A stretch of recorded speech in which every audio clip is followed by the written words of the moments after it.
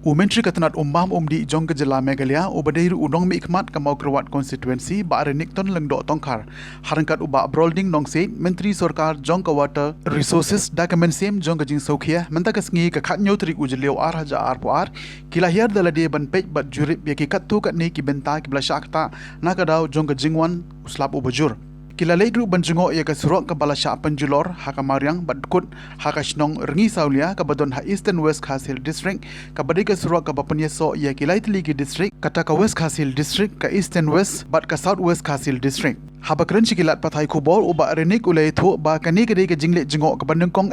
hadin balade bantau henin ke sengi ia ka regional committee badi pe ia ki kamsha penjulor haka mariang ulai ro ia ki engineers ki balashimkhia ban pe ba ka surok ka long ka bala ban ya kali bat kenturu bakin le kham kloi ban marmot ia ka surok na ka benta ka jingsuk jongki pai ba sumna kublai yau emle jong ka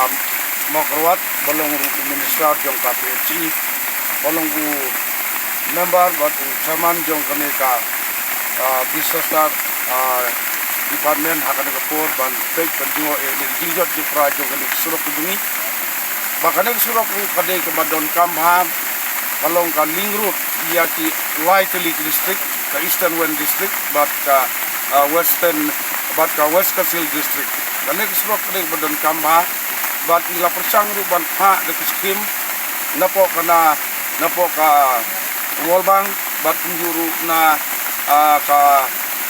RIDF scheme ni klampan yo sanction na dumta lengi don kamplat ini surok ru ban yo sanction na markadao kade ke connection ya kini ki Lightly district bat njuru ngasu na kulai barani ki bala kuloi ban man bat district ya kane ke jaka belajar kala prakat ni bat ngangek ba lembah ka jindor ka kubuli berkat SU jini badan na kor beli nila ban repair kuloi kene ka bala ba nang ba kaya ke yang jong pai ba jong kini ki Lightly district kamdon ki diwet nang ni smart kini ki dei ki jinge ke bangi kendu hakaba jingia ka koslap baju hakane ko Ngilawan banjungo na keling jo ka dek committee ka West Khasil region committee ha ka wide bat ka jing penjat jo kamariang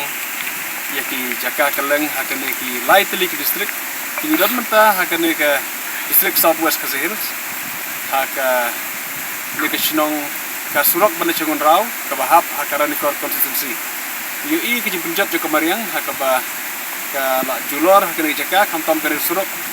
ka ba la pendekut sendon ya ka communication ya ka ya ti jong ki pai ba jo ka snong ngon raw ba ko we